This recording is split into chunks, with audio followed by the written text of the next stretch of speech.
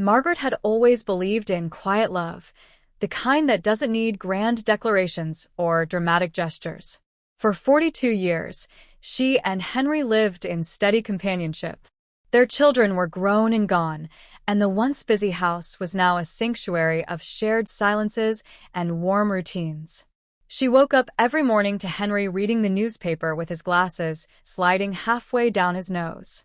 They walked to the corner store together, watched old black and white films, and drank chamomile tea before bed. It was a peaceful rhythm, the kind you earn after decades of partnership. Lately, though, Henry had changed.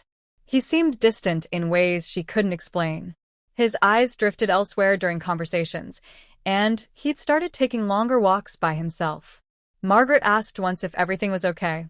He smiled and said, "Just thinking about retirement stuff." She didn't push. After all these years, she trusted him, or at least wanted to. One morning, she went to call him for breakfast and saw his phone buzzing on the kitchen counter. A message popped up. "Good morning, Henry. Yesterday was beautiful. Same time tomorrow." It was signed, D. Her heart didn't race. It stopped. She stood there, still as a statue, reading the words over and over. Her fingers trembled, but she didn't touch the phone. Instead, she stepped back and waited for him to come into the room. When he did, smiling casually, she returned the smile. Something in her had shifted, but she buried it for the moment. That evening, she lay in bed beside him, eyes open while he slept. She stared at the ceiling fan, its slow circles echoing the turning of her thoughts. She tried to remember the last time Henry had looked at her, not just seen her, but looked. She couldn't recall. Her mind wandered to the years she'd spent raising their children, managing their home, standing beside him through layoffs and illnesses. She had given so much of herself. Had she lost something along the way? The next afternoon, she saw him heading out again with that same absent-minded smile. Margaret followed. She didn't feel dramatic or nervous, just deeply curious, in a way she hadn't felt in years. She kept a slow distance and watched as he walked through the park, then into a quiet cafe near the library. From across the street, she saw him sit down at a small table, and minutes later a woman joined him. Diana. Slim, elegant, with gray-streaked hair pulled into a bun. She looked familiar. Margaret squinted. Was she the same woman from Henry's college photo album? She thought so. The two of them were laughing now, leaning in close. Not touching, but connected in a way Margaret hadn't felt with Henry in years. Her throat tightened. She turned away before she could see more. That night, she didn't ask anything. She made dinner, cleared the plates, and folded the laundry. But something unspoken had entered their home. It was as if a fog had crept in through the cracks, and now it hovered silently between them. Margaret didn't sleep that night. The image of Henry and Diana sitting so comfortably together haunted her. She kept asking herself why it hurt so much. There was no kiss, no embrace, just warmth, familiarity, and the kind of easy laughter that used to live in her own home. That was the betrayal. The intimacy. The emotional space he shared with someone else while she was left waiting in the silence of their home. The next morning, Henry acted as though nothing had happened. He read the paper. He asked if there was milk left. He complimented her scrambled eggs. Margaret answered everything calmly, her face a perfect mask, but her thoughts churned. Every word he spoke sounded like it belonged to someone else. Her husband was here in body, but parts of him were now reserved for another woman. She didn't confront him. Not yet. She needed to understand it first, to feel the full weight of what this meant. She began noticing little things she had ignored before. How he checked his phone after dinner, how he smiled absently at messages, how he seemed more animated when he was about to leave the house than when he returned. It was like he'd come alive somewhere else and left that part of himself behind when he walked through their door. Margaret didn't cry. Not openly. Instead, she began writing. At night, she pulled out an old leather-bound journal and poured her thoughts onto the page. She wrote about her confusion, her anger, but mostly her sadness. It wasn't just about Henry and Diana. It was about everything she had sacrificed, the version of herself she had buried beneath decades of service and routine. She wrote, "I gave my youth to this family. I don't regret it. But when did I become invisible?" Days passed and the routine continued. Henry went on his walks. Margaret cooked, cleaned, and kept up the act. But inside, something was shifting. She felt a need to reclaim the parts of herself that had gone quiet. She pulled out her old record player, listened to music she hadn't touched in years. She reread her favorite poetry. She started watching documentaries alone, absorbing stories that sparked something in her again. Meanwhile, Henry seemed lighter, happier. His eyes had a shine she hadn't seen in years. And the worst part? He didn't notice her watching. He didn't notice the distance. Or if he did, he pretended not to. One afternoon, she stood at the kitchen counter staring out the window as he stepped out again. She whispered to herself, "So this is what it looks like. Not a dramatic affair, but a quiet replacement." And with that realization, something inside her hardened. Not bitterness, but resolve. She would not be erased. She didn't need confirmation anymore. She had seen enough. What she needed now was clarity. Who was she outside of this marriage? What did she want?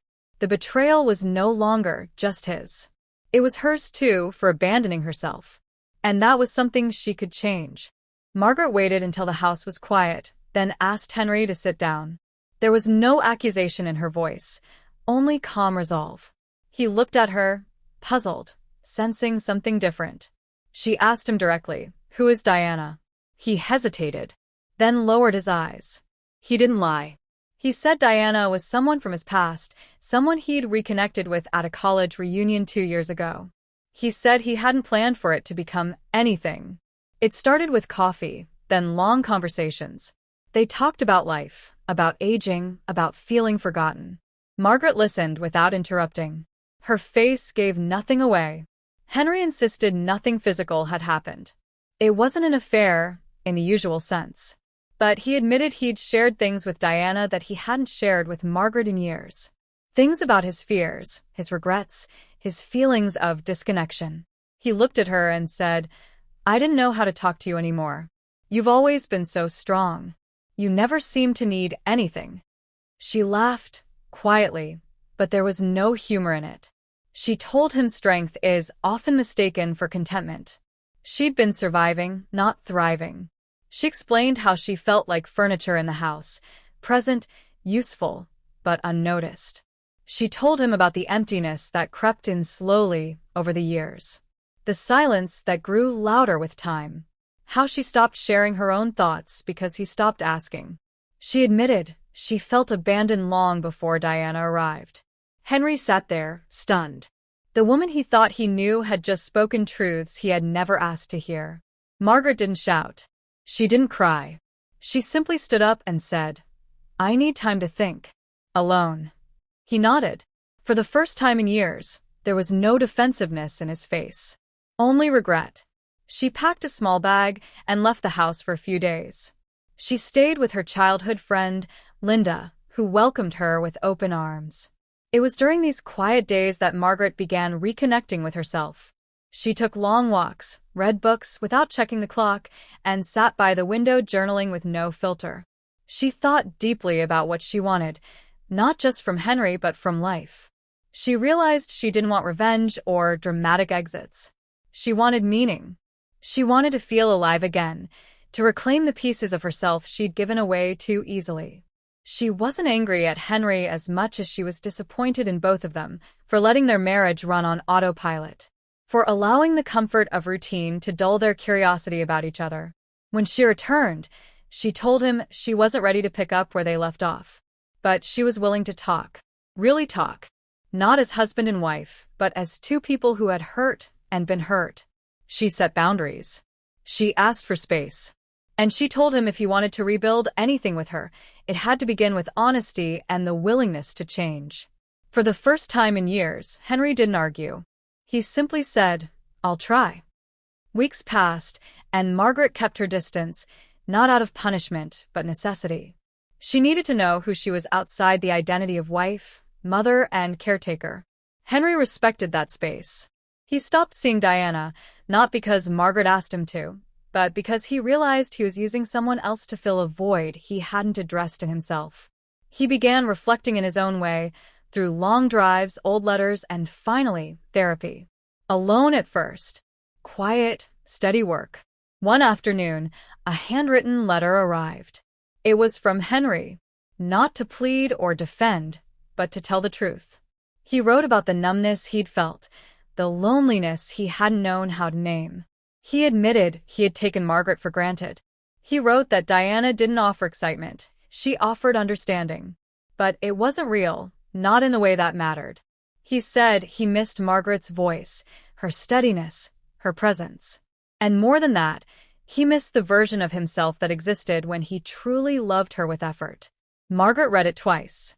Then once more the next morning. There were no grand promises, no dramatic declarations. Just honesty. And that, finally, was something she could work with. They agreed to meet, not as husband and wife, but as two people willing to begin again. No pretending things were fine. No clinging to what had died in silence. Just two people sitting across from each other, trying to speak without fear. They started going to counseling. Sometimes they left in silence. Sometimes in tears. But they kept going. Margaret learned to ask for what she needed. Henry learned to listen, without defense. They found small ways back to each other, through shared memories, through honesty, and through new habits that honored both of them, not just the structure they had lived in for decades. Margaret never returned to who she was before. She couldn't. She didn't want to. She had found something better, clarity. She took up painting again. She hosted small gatherings with friends. She laughed more. She allowed herself to be known, not just useful. And Henry, slower than her, began to understand that love isn't something you earn once and keep forever. It's something you have to keep earning, not with flowers or apologies, but with presence, effort, and curiosity. They didn't become perfect. That wasn't the goal. They became honest. At their age, there was no time left for pretending. One evening, as they sat together watching the sun dip below the trees, Margaret said softly, "People think infidelity always begins with desire. Sometimes it begins with neglect. Sometimes it begins with silence." Henry nodded. They had lived through both. Margaret's advice to others was simple. Never assume love sustains itself. Never stop asking your partner who they are. Never forget who you are in the process. And when things fall apart, don't rush to fix the image. Look for the truth underneath. Because sometimes the second beginning is where the real love begins.